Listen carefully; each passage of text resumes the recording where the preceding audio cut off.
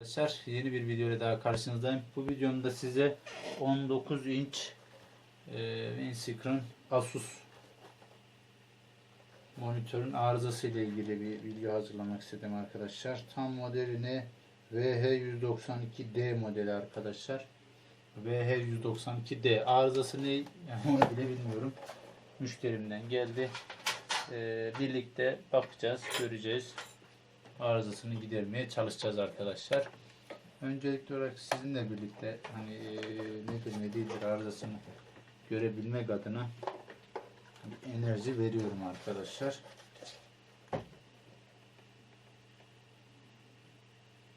Gördüğünüz gibi arkadaşlar, buradan görebiliyor musunuz? Şöyle ışığımı kapatayım. Daha iyi görürsünüz. Ekran gelip gidiyor. Işığı da yanıp sönüyor arkadaşlar. Invertör katında bir sorun var gibi. Invertör katının kondansatörleri şişmiş olabilir. Sökmeye başlıyoruz arkadaşlar. Bunun için biraz kameramı aşağı çevireceğim arkadaşlar.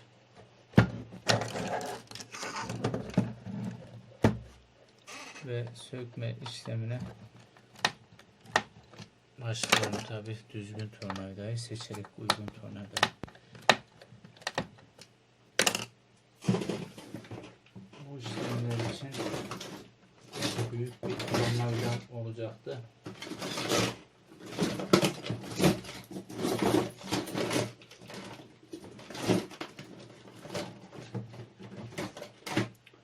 Olacaktı, evet. Burada mıknatıs da asılı duruyor. Tornavida arıyorum.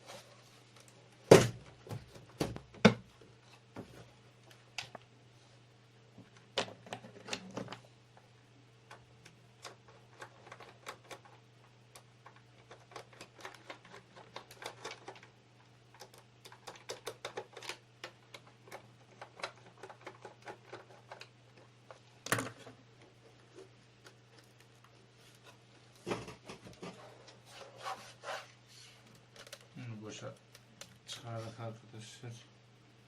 Bir de size şunu söyleyeyim. Sökmesi en zorlayan monitör arkadaşlar. Bunu da size söyleyeyim. En gıcık monitör.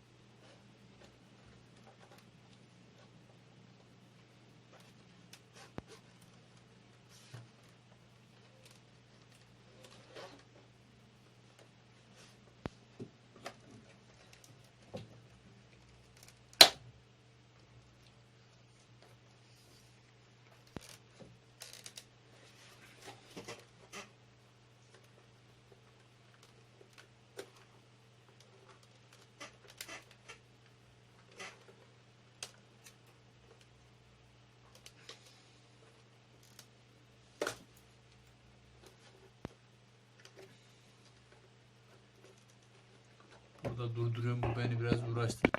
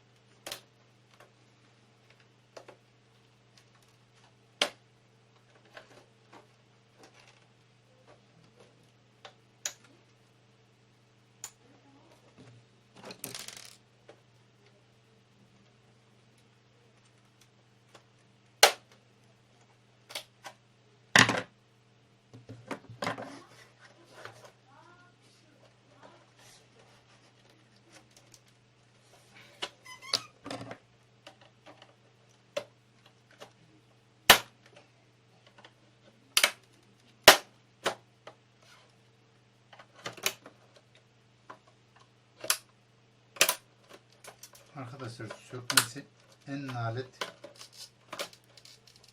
monitörlerden bir tanesi. Beni bildiğiniz sinir hastası eden bir monitör bu.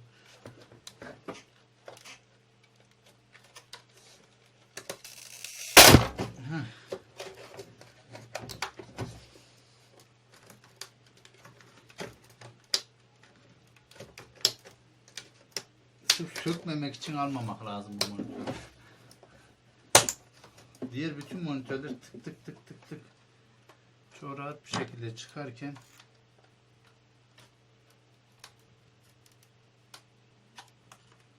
bu çok ciddi anlamda uğraştırıyor arkadaşlar. Uğraştırıyor.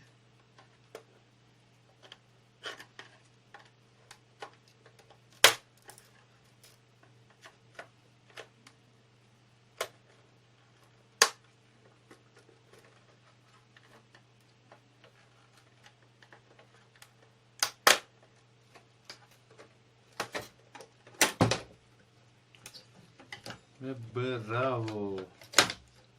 Yuppi.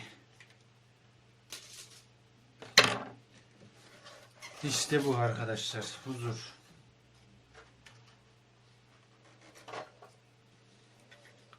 Ve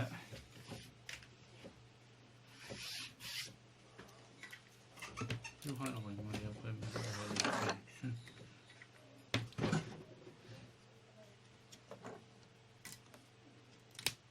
Bir uyarı bandı koymuşlar. Burayla oynamayın, oynarsanız çarpılırsınız diyor arkadaşlar. Evet arkadaşlar, söktük.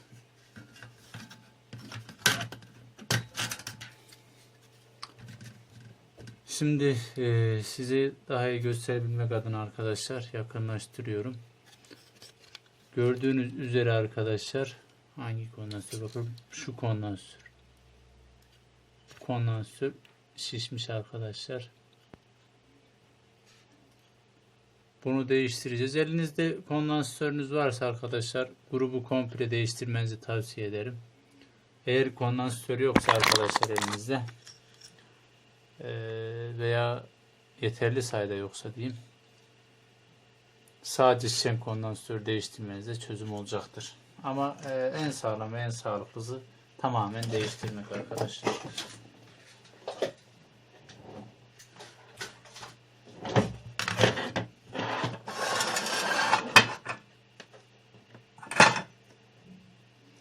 Evet, şimdi gelin birlikte kondansatörümüzü değiştirelim arkadaşlar.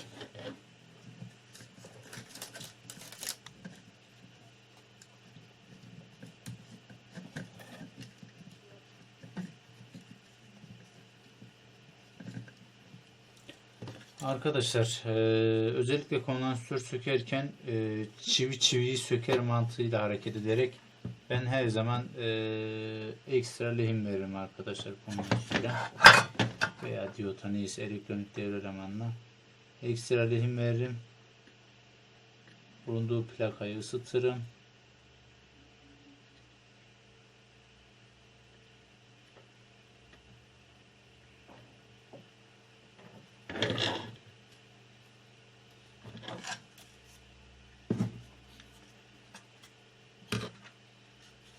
Arkadaşlar sökerken kondansatörlerde dikkat etmemiz gereken eksi ve artı kutuplar arkadaşlar. Çizgili olan kutup eksi kutup, elektronik kartta da siyahla zaten belirtilmiş arkadaşlar.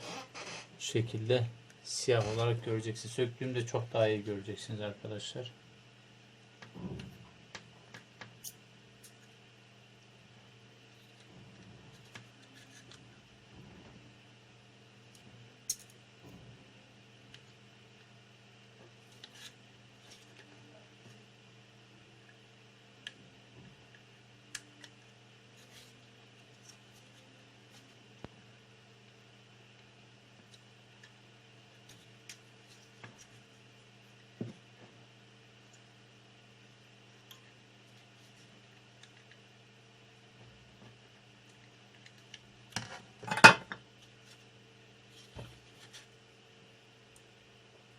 Söktük arkadaşlar. Kondansatörümüz burada.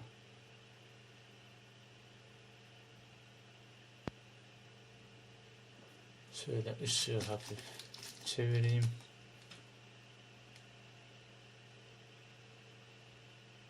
Kondansörümüz 470 mikrofarad 16 volt arkadaşlar. Özellikle birebir aynısını bulmaya çalışın. Aynısını bulamıyorsanız bile çok yakın değerlerde bulun arkadaşlar. Ben de 470 mikrofarad 35 volt arkadaşlar. 470 mikrofarad 35 voltluk kondansörler var. Ben onları kullanacağım arkadaşlar.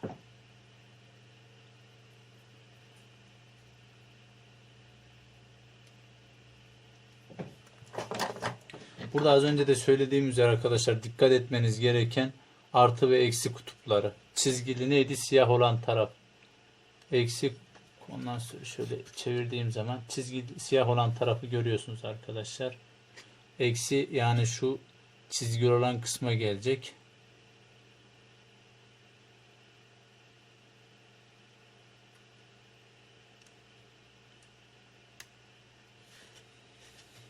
Bu şekilde yapıp alttan havayla ısıtarak takıyoruz.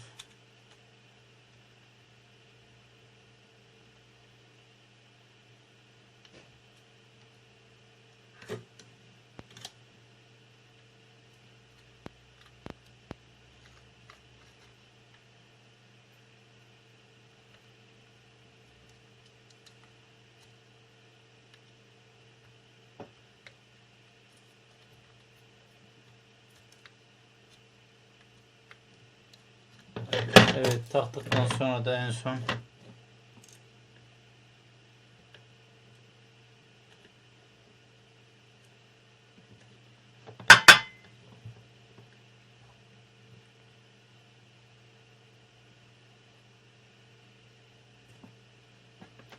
lehimini tazeliyoruz.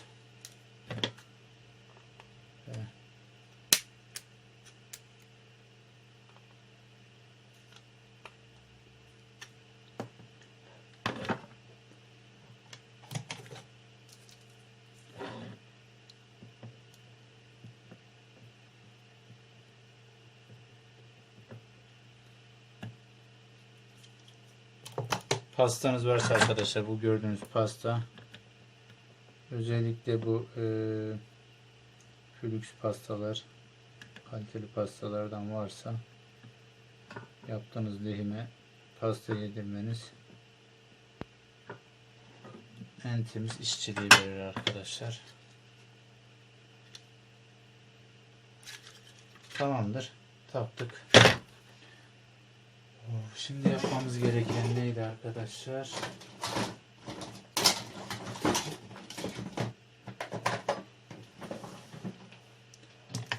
Yapmamız gereken temizlemek. Lehim yaptıktan sonra her zaman yaptığımız işi temiz yapın arkadaşlar. Pasta olan yeri gördüğünüz gibi fırça yardımıyla, bendeki antistatik fırça, antistatik yoksa da diş macunu olur, artık 2 numara boya fırçası olur. Alkolle güzelce silin arkadaşlar. Alkol dışındaki şeyleri çok kullanmanızı tavsiye etmiyorum arkadaşlar. Niye diyeceksiniz? Çünkü onların su oranı yüksek.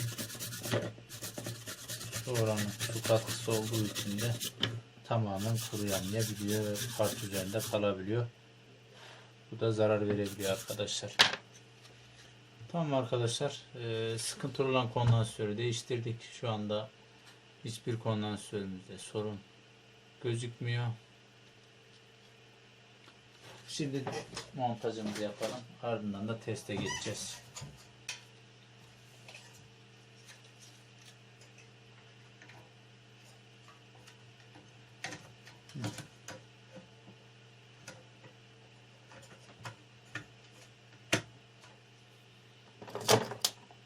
Söktüğünüz şekilde dikkat edin, söktüğünüz gibi takın arkadaşlar. Bunda yapamayacak bir şey yok. Herkes yapabilir diyoruz. Tabii lehim yapmayı elektronikten de Az bir şey anlaması yeterli.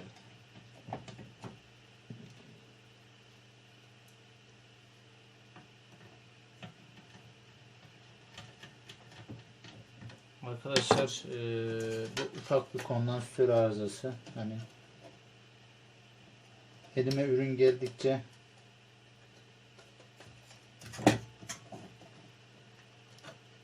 video paylaşmaya devam edeceğim.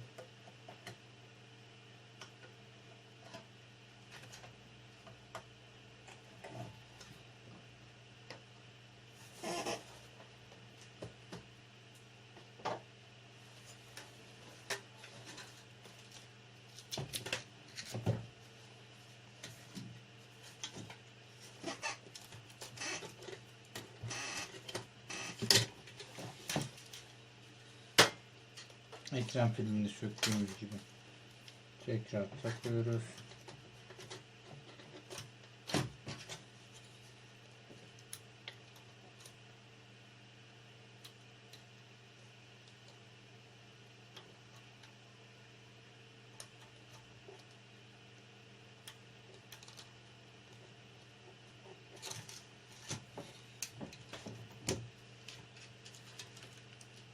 Tekrar ekran floresanlarını takıyoruz arkadaşlar.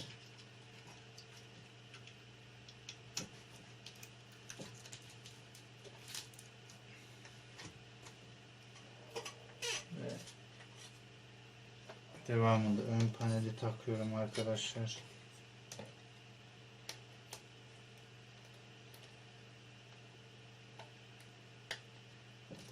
Şimdi sadece böylece taktım ki arkadaşlar çalışıp çalışmadığını test edebilmek için. Dışarıdan bir demonte yaptım diyelim. Şöyle bak, montaj yaptım. Bakıyoruz. Görüntümüz gelmiş mi? Gördüğünüz gibi arkadaşlar görüntümüz geldi. Hemen tekrar kapatıp açıyorum. Siz de görün arkadaşlar.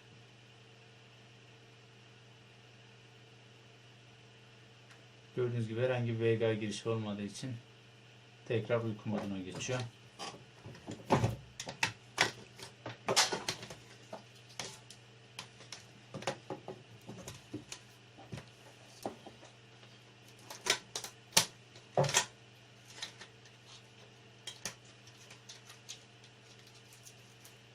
Bu şekilde tekrar yerleştirdik. Sonra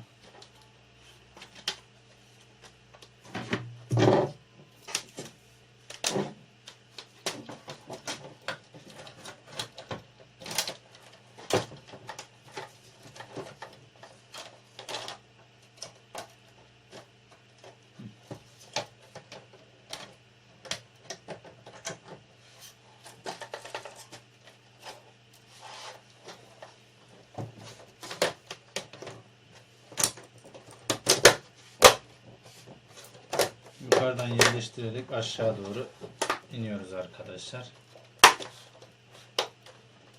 Bunu sökmesi bir o kadar ne kadar zorsa söyleyemedim. Takması da bir o kadar kolay arkadaşlar. Sökmesi çok zor. Yani onu bilin. Hemen bir görüntü de vereceğim. Görüntüyü de görmenizi istiyorum. Şimdi monitörümüz neydi? Burada. Hemen bilgisayarımdan VGA kablomu söküyorum.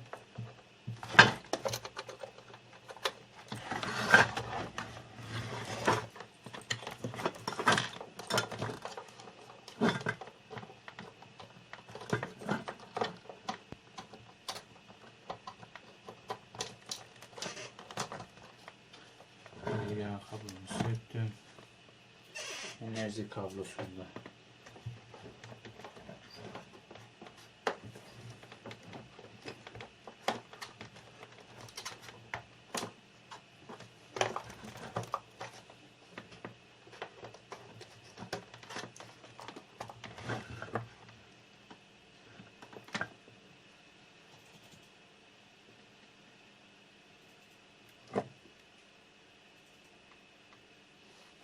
Yanlış yeri taktım ya. Of. Yanlış kablo arkadaşlar. Çok pardon.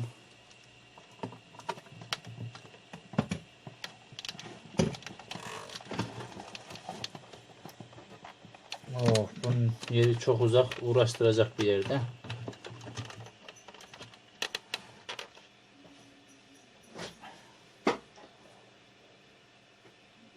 Onun için hemen ne yapabilirim? Bu şekilde çalıştığını gördük arkadaşlar ya. Şu anda monitörü sökecek şey yok.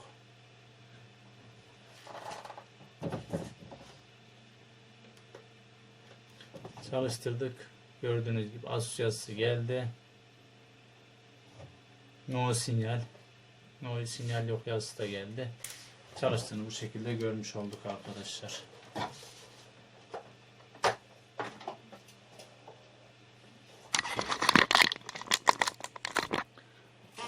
Beğendiyseniz beğen butonuna basmayı unutmayın arkadaşlar. Kanalıma abone olmayı unutmayın. Bu arada desteklerinizi bekliyorum arkadaşlar. Monitörümüzün tam modeli tekrar söylüyorum. Asus VH192D arkadaşlar. Asus VH192D. İzlediğiniz için teşekkürler arkadaşlar. Hoşça kalın.